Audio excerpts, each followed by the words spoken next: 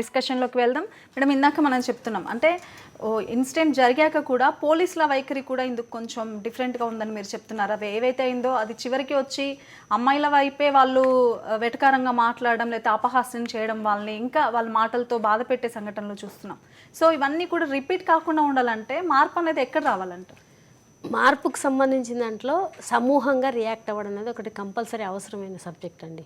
అట్లా రియాక్ట్ కాకపోతే society change రాదు.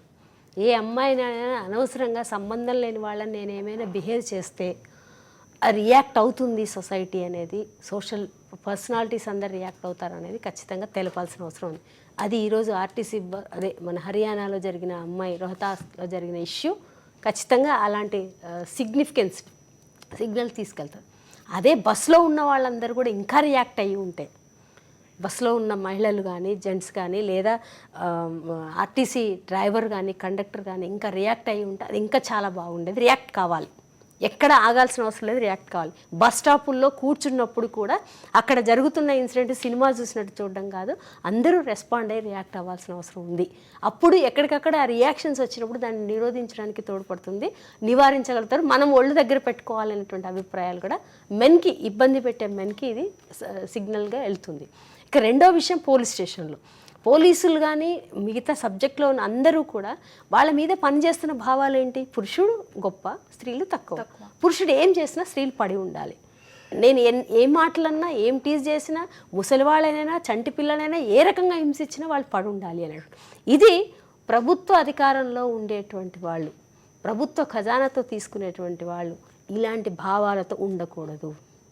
వాళ్ళు ఎట్టి పరిస్థితుల్లో ఇద్దరిని, భారత రాజ్యాంగంలో స్త్రీలు పురుషులకి సమాన హక్కులు కల్పించబడ్డట్టుగా ఖచ్చితంగా వాళ్ళు సమానంగా చూడాలి. వ్యంగ్య ధోరణితో మాట్లాడడం కానీ ఇవి చేయకూడదు. అందుకని దానికి ఏంటి పరిష్కారం అవుతుంది? ప్రభుత్వ అధికారంలో ఉన్నట్టు ప్రభుత్వమే ఒక పెద్ద సీరియస్ క్యాంపెయినింగ్గా తీసుకెళ్ళాలి. ఇలాంటివి జరుగుతున్నప్పుడు ప్రభుత్వ అధికారులుగా తక్షణమే రెస్పాండ్ అయ్యి చర్య తీసుకోవాలి అనేటువంటిది ప్రభుత్వం ఇంజెక్ట్ చేయాలి వాళ్ళందరి మీద, అందరికీ చెప్పాలి. ఆ రకమైనటువంటి కౌన్సిలింగ్ కూడా ప్రభుత్వం వైపు నుంచి చేయాలి. ఎందుకంటే స్త్రీలుగా ఓట్లప్పుడు నీకు 50%, 60% ఓట్లు వేయడానికి నీకు గుర్తొస్తారు స్త్రీలు, కానీ స్త్రీల రక్షణ మీకు ఎందుకు గుర్తురాదు ప్రభుత్వాలకి? ప్రభుత్వం ఎందుకు ఆ పనిని చెయ్యదు? తమ ఆధీనంలో ఉండే వాళ్ళని కౌన్సిలింగ్ చేసి వాటిని నివారించడానికి ఎందుకు చెయ్యదు? పైగా డబ్బులు ఇచ్చి మద్యం పోయించి ఇంకా అత్యాచారాలు చేయించడానికి ప్రభుత్వాలు చేస్తున్నాయి. ఇది మానుకోవాలి ప్రభుత్వాలు. అంటే అది మానుకోవాలంటే జనాల నుంచి కూడా రియాక్షన్ రావాలి, పబ్లిక్ నుంచి రియాక్షన్లో విమెన్ సఫరర్ కాబట్టి విమెన్ మోస్ట్ ముందుకు రావాల్సి ఉంటుంది. అదే క్రమంలో ఈ స్త్రీ పురుషులు సమానంగా ఉండాలంటే భావాలు కలిగిన వాళ్ళందరూ కూడా, పురుషులైనా ఎవరైనా, అన్ని వర్గాల వాళ్ళ నుంచి కూడా రియాక్షన్ రావాల్సి ఉంటుంది. అట్లాగే దీనికి సంబంధించిన దాని మీద స్త్రీలని ఇలా మాట్లాడడము, ఇలా టీజ్ చేయడం తప్పు అనేటువంటి పోస్టర్ క్యాంపెయినింగ్ కూడా సోషల్ మీడియాతో క్యాంపెయిన్ జరుగుతున్నట్టు సోషల్ మీడియా ద్వారా కూడా క్యాంపెయిన్ చేసి ఇట్లాంటి వాటి పట్ల మేము కఠినంగా శిక్షలు వేస్తామనే వైపుగా ప్రభుత్వాలు చర్య తీసుకోవాలి. అదే సమయంలో ఎక్కడికక్కడ మహిళలు రియాక్ట్ అవ్వాలి. దాడే పరిష్కారం. ఇంకొక చోట మళ్ళీ అదే గల్లీలో, అదే బస్సులో, అదే రోడ్డు మీద వెళ్తే ఇట్లా తన్నులు పడతాయి అనేటువంటిది రావాల్సినటువంటి అవసరం ఉంది. ఒక భయం, ఒక హెచ్చరిక క్రియేట్ అవ్వాలి, ఖచ్చితంగా రావాలి. సింధు, మీరు అంటే స్టూడెంట్, అలాగే ఒక కంపెనీలో కూడా వర్క్ చేస్తూ ఉన్నారు మీరు. సో ఇందాక మనం మాట్లాడుకున్నట్టు డ్రెస్సింగ్ విధానం అని అన్నారు, పైగా ఈవిటీజింగ్ జరుగుతుంటే ఆ బస్సులో లేడీస్ కూడా ఉన్నారు. సో లేడీస్ ఎవ్వరు కూడా ముందుకొచ్చి వాళ్ళని అడ్డుకునే ప్రయత్నం చేయలేదు. వీళ్ళిద్దరు సఫర్ అవుతున్నా కూడా వీళ్ళు ఎదురు తిరిగారు తప్పితే వాళ్ళకి సపోర్టింగ్ కూడా ఈవెన్ లేడీస్ కూడా ఇవ్వలేదు. సో దీన్ని ఏ విధంగా చూడాలంటారు? మనకి ఎందుకులే అన్న యాటిట్యూడ్ ఒకటి జనరలీ అమ్మాయిలని కాకుండా అందరికీ ఉంది. అది పోవాలి. అండ్ ఆడవాళ్ళు ఫస్ట్ సపోర్ట్గా ఉండాలి. ఏదో ఒకటి కొంచెం తేడాగా, కొంచెం విచిత్రంగా జరుగుతుంది అంటే అసభ్యకరమైన మాటలు వాడారు వాళ్ళు ముందు. వీళ్ళు కొట్టడానికి ముందే అసభ్యకరమైన మాటలు వాడారు. అలాంటివి వాళ్ళ పర్సనల్ అయినా వాళ్ళు వాడకూడదు. అప్పుడే ఎవరో ఒకరు లేచి ఎదిరించి ఎందుకు ఇలా మాట్లాడుతున్నారో, ఎందుకు ఇలా ప్రవర్తిస్తున్నాం అని బస్సులో ఉన్న మగవాళ్ళ గురించి కాకపోయినా ఆడవాళ్ళు అయినా అడుగు ఉండాలి. వాళ్ళు పక్క సీట్లోనే మనం చూస్తే ఆడవాళ్ళు కూడా ఉన్నారు. వీళ్ళు కొడుతున్నప్పుడు ఏదో తప్పు జరుగుతుంది అనే టైంలో వాళ్ళు లేచి కొట్టుండాలి. దాని తర్వాత అయ్యేది అవుతుంది. పోలీస్ అండ్ లీగలీ మనం చూస్తే కూడా 50 మంది కలిసి ఒకరిని కొడితే నాట్ ఎవ్రీ 50 ఆల్ దోస్ 50% ఆ క్వశ్చన్ ఓకే అన్నట్టు, ఏదో నిజంగా తప్పు జరిగింది కాబట్టి కొట్టారు అన్నట్టు, పనిష్ చేశారన్న ఫీల్. అండ్ మనం ఇలాంటి చిన్న ఇన్సిడెన్సెస్ వీళ్ళు చేయడం అన్నది దాన్ని తప్పు అని పట్టడంతో సరిపోదు. ఎందుకంటే మన లీగల్ కాన్స్టిట్యూషన్లోనే చాలామంది సోకాల్డ్ పీపుల్స్ రిప్రజెంటేటివ్సే కొంచెం అలాంటి యాటిట్యూడ్, అమ్మాయిలని వాళ్ళని తక్కువ చేయడం, రేప్ చేయడం, అవన్నీ వాళ్ళకి శిక్ష వేయడం అన్నట్టు ఒక ఆలోచన కూడా ఉంది. చూస్తే మీరు మహారాష్ట్రలో కొంతమంది పొలిటీషియన్స్ కొన్ని రోజుల ముందు మీరు ఇలాగే మాట్లాడితే మిమ్మల్ని మీ ఇంటికి మా రౌడీలను పంపించి మీ ఆడవాళ్ళని రేప్ చేయిస్తామన్న స్టేట్మెంట్ ఇచ్చిన ఒక పొలిటీషియన్ ఉన్నారు. And similarly the young leader Akhilesh Yadav also came up with similar statement. అంటే ఆడవాళ్ళని రేప్ చేయడం అన్నది కరెక్టే, వాళ్ళని మన అనుకోలో పెట్టుకోవడం కరెక్టే అన్నట్టు ఒక యాటిట్యూడ్ ఉంది. Which is probably the reason చాలామంది అబ్బాయిలు రెస్పాండ్ అవ్వకపోవడానికి అది ఒక రీజన్ అయి ఉండొచ్చు ఆ బస్ ఇన్సిడెంట్లో. అండ్ అమ్మాయిలు కూడా మనకెందుకు, ఎక్కడ మన మీదకి వస్తారు, మనం ఇప్పుడు తమాషా చూస్తున్నట్టే వీళ్ళు మన మీదకి ఎక్కడైనా రేపు ఎల్లుండో మనం ఎక్కడైనా వెళ్తుంటే మన మీదకి వస్తే ఎవరు మనకు సపోర్ట్ చేయకపోవచ్చు. మనకెందుకు ఈ తలనొప్పి, లేకపోతే మేడం చెప్పినట్టు మనం మళ్ళీ పోలీస్ స్టేషన్ చుట్టూ తిరగాలి, మీరు ఎందుకు వెళ్ళారు, మీరు బట్టలేం వేసుకున్నారు అన్న దానిలోంచి మీరు ఆ టైంలో బస్సు ఎందుకు ఎక్కారు అన్న దాని వరకు అడుగుతారు మన పోలీసు వాళ్ళు. ఏదో మనం ఆడవాళ్ళు బయటికి వెళ్ళడమే తప్పు, ఇది ఈ బట్టలు వేసుకోకపోతే ఇది వేసుకుంటే తప్పు, ఈ మాటలు మాట్లాడితే తప్పు అన్న దాని వరకు పోలీసు వాళ్ళు చివరికి వచ్చేది మన ఆడవాళ్ళ మీదకే. సో ఆ భయం ఉండుంటుంది. దట్ ఈస్ వన్ రీజన్ ఆడవాళ్ళు రెస్పాండ్ అవ్వకపోవడానికి. అది పోవాలి అండ్ అందరూ రెస్పాండ్ అయి ఉండాలి. సో మేడం, చాలామంది అమ్మాయిలు అంటే ఇప్పుడు మనం బస్సులో ఇన్సిడెంట్ చూసాం, అలా కాకపోయినా రోడ్డు పైన కానీ ఎక్కడైనా జరుగుతున్నా కూడా బయటికి చెప్పుకోలేని పరిస్థితులు కూడా మన చుట్టూ ఉన్న వ్యవస్థలో ఉన్నాయి. సో ఈవెన్ పేరెంట్స్కి వెళ్ళి ఇలా జరుగుతుందన్నా కూడా నువ్వు కామ్గా ఉండు అన్న పేరెంట్స్ కూడా ఉండవు, పట్టించుకోకలే అని.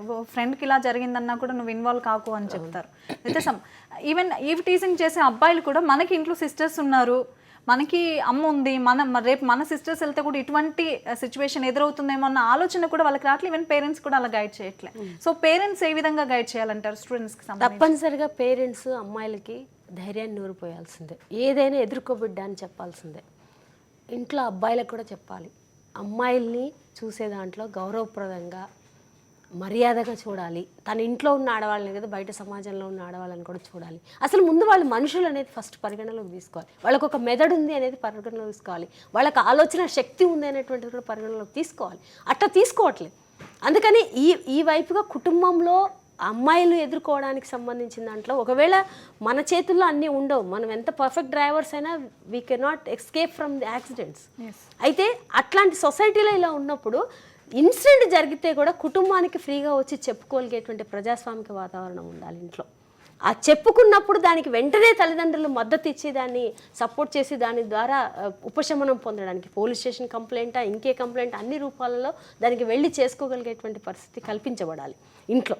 పేరెంట్స్ ఆ రకమైనటువంటి ట్రైనింగ్ కూడా ఇవ్వాలి. ఇప్పుడు తప్పదు, తమ రక్షణ తాము చూసుకుంటూనే సమూహ రక్షణ కోసం చేసుకోవాల్సినటువంటి అవసరమే ఇప్పుడు ఎక్కువ ఉంది సమాజంలో. ఇంట్లో రక్షణ లేదు మహిళకి, రోడ్డు మీద రక్షణ లేదు, ఆఫీసులో రక్షణ లేదు, ఎక్కడ రక్షణ లేదు. కాబట్టి ఈ రక్షణ లేని పరిస్థితుల్లో నుంచి వ్యక్తిగతంగా మనం స్ట్రగుల్ చేయాలి, సమూహాన్ని మోటివేట్ చేసుకుంటే కుటుంబాలు కూడా దానికి పూర్తి మద్దతునిచ్చే వైపుగా ఉండాలి. ఇంట్లో తల్లిదండ్రులు ఆ పాత్రని పోషించాల్సిన అవసరం ఉంది. అట్లాగే ఈరోజు సమాజంలో పురుషులందరూ కూడా ఆలోచించాల్సింది ఏంటంటే, నువ్వు స్త్రీలను కేవలం నీ శరీరానికో నువ్వు ఎంజాయ్ చేయడానికో ఉపయోగించే సరుకు మాత్రమే అని స్త్రీలను చూడకూడదు. ఆ దృక్పథం మారాలి, ఆ ఆలోచన మారాలి. తనతో పాటు సమానంగా ఉద్యోగం చేస్తుంది, తనతో పాటు సంపాదనలో భాగస్వామ్యం అవుతుంది, తనతో పాటు తాను కూడా కుటుంబంలో భాగస్వామ్యం, పిల్లల పోషణ విషయంలో కానీ అన్నిట్లో కూడా తన భాగస్వామ్యం కూడా ఉండాలి. అంత స్త్రీలు మాత్రమే చేసేవాళ్ళు, అంత పురుషుడికి టోటల్ సేవలు చేసుకునే బతుకు మాత్రమే స్త్రీలది అనేటువంటి ఆలోచన నుంచి బయటపడాల్సినటువంటి అవసరం అయితే ఉంది. అట్లాగే పాలిటీషియన్స్ కూడా వాళ్ళు రాంగ్ స్టేట్మెంట్స్, చాలా తప్పుడు ప్రకటనలు బీహార్లో కానీ మిగతా అన్ని రాష్ట్రాలలో ఈరోజు మంత్రులు అన్న వాళ్ళే అనేక ఇన్సిడెంట్స్లో ఇన్వాల్వ్ అవుతున్నటువంటిది ఉంది. అట్లాంటి వాళ్ళకి సభ్యత్వం రద్దు కావాలి. వాళ్ళు ఎంపీ నుంచి ఎమ్మెల్యేల నుంచి తక్షణమే రద్దు చేసే విధంగా చట్టాలను సవరణ కూడా తీసుకురావాలి. స్త్రీల పట్ల ఎవరైనా తప్పుడుగా మాట్లాడినా, తక్కువ చేసి మాట్లాడినా, అవమానకరంగా వ్యవహరించినా, అవమానకరమైన వాళ్ళ గుర్తింపు రద్దు కావాలి అనేటువంటిది కూడా నేను ఈ సందర్భంగా అందరికి చెప్పాలనుకుంటున్నాను. అట్లాగే స్త్రీలకు సంబంధించినటువంటి వాటిల్లో స్త్రీల చట్టాలు ఒకటే వస్తే సరిపోదు, చట్టాల మీద అవేర్నెస్ కల్పించాల్సిన అవసరం ఉంది. బస్సుల్లో, వీధుల్లో, బస్ స్టాండుల్లో, కాలేజీల్లో ఎక్కడ జరిగినా అమ్మాయిలు రియాక్ట్ అవ్వండి, ఎదుర్కోండి. ఏమీ కాదు, మన మీద హింస ఆగిపోతుంది. మనం తిరగబడితే ఎదురు తిరిగితే మన మీద హింస ఆగిపోతుంది. అదొక్కటే మేము చెప్పదలుచుకుంది. ఈ ఇన్సిడెంట్ మనకి అదొక సిగ్నిఫికెన్స్గా కూడా మనకు కనబడుతుంది. అందుకని అమ్మాయిలు ఎక్కడికక్కడ తమ మీద ఏ జరిగిన అవమానకరమైన ప్రవర్తన ఎవరి నుంచి వ్యక్తమైనా, ఇంట్లో వాళ్ళైనా బయట వాళ్ళైనా ఎవరి నుంచి వ్యక్తమైనా రియాక్ట్ అవ్వడమే పరిష్కారము. మనం రియాక్ట్ అవుతున్నప్పుడు నీకు ధైర్యం జాలగొస్తే పక్కనున్న మిగతా వాళ్ళని కూడా హెల్ప్ తీసుకొని ఇట్లా అంటున్నాడు, ఇట్లా చేస్తున్నాడు అని చెప్పి అందరు కలిసి రియాక్ట్ అయ్యే విధంగా చర్య తీసుకోవాలి అనేది నేను ఈ సందర్భంగా నేను చెప్పదలుచుకున్నాను. ఓకే సింధు, ఈ ఇన్సిడెంట్ చూసాక కూడా ఇప్పటికీ అమ్మాయిలు అంటే ఇంట్లో మనకి ఒక దోమ కుడితే చంపేస్తాం, ఇంట్లోకి ఒక ఎలుక వస్తే అది వెళ్ళే వరకు కూడా నిద్రపోం.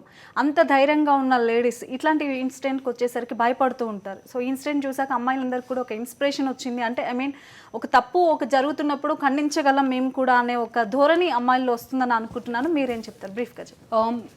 అదే ఇలాంటి యాటిట్యూడ్ రావాలి అంటే మేడం చెప్పినట్టు ముందు పేరెంట్స్ సైకాలజీలో మారాలి. ఇలాంటిది ఏదైనా జరిగితే ఆ రూట్ అవాయిడ్ చేయమ్మా, ఆ బస్సు మళ్ళీ ఎక్కకమ్మా, ఎక్కితే ఫ్రెండ్స్తో ఎక్కమ్మా అన్నట్టు కాకుండా జరిగిందా వచ్చి మాకు చెప్పు, వెళ్ళి కంప్లైంట్ చేద్దాం అన్నట్టు పేరెంట్స్ రెడీగా ఉంటే, పేరెంట్స్ దాని సపోర్ట్ ఉంటే ఏ ఆడపిల్ల అయినా తిరగబడుతుంది. ఆ ఇన్సిడెంట్లో కూడా మనం చూసామంటే అక్క చెల్లెళ్ళు ఇద్దరు ఉన్నారు కాబట్టి ఒకరికొకరు కరెక్ట్గా వాళ్ళు సపోర్ట్ అయ్యి సరే మనకు ఫ్యామిలీ సపోర్ట్ కూడా ఉంటుంది అంతా తిరగబడ్డారు. సో ఎక్కడైనా అమ్మాయిలకి ఫ్యామిలీ సపోర్ట్తో స్టార్ట్ అవ్వాలి.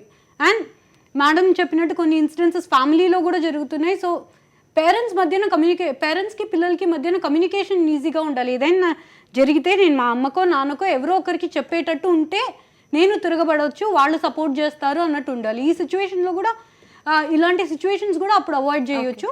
అమ్మాయిలు తిరగబడడానికి ఇంకా స్ట్రాంగ్గా ఉంటారు. Okay, thank you Padma garu, thank you Sindhu, మీ ఒపీనియన్ తెలియజేసినందుకు. చూసారు కదా, తప్పు జరిగినప్పుడు అమ్మాయిలు ఎవ్వరు కామ్గా కూర్చోవద్దు, తప్పు జరుగుతున్నప్పుడు ఎదిరించాలి అనే ఒక నిబ్బరం మనకు కలిగించింది హర్యానాకు సంబంధించిన ఇన్సిడెంట్. అలాగే దీనికి సంబంధించి అటు పోలీసులు కానీ ప్రభుత్వం కూడా వీరికి హెల్ప్ చేయాలి, అమ్మాయిలను కించపరచొద్దు, వారు స్వేచ్ఛగా నడి బజార్లో తిరిగి వాళ్ళ వర్క్ వాళ్ళు చేసుకునే స్వేచ్ఛను ప్రసాదించాలని చెప్పి వీరు చెప్తున్నారు. ఇప్పుడు ఒక బ్రేక్ తీసుకుందాం, తర్వాత వార్తలు కొనసాగుతూనే ఉంటాయి. Stay tune to Sakshi TV.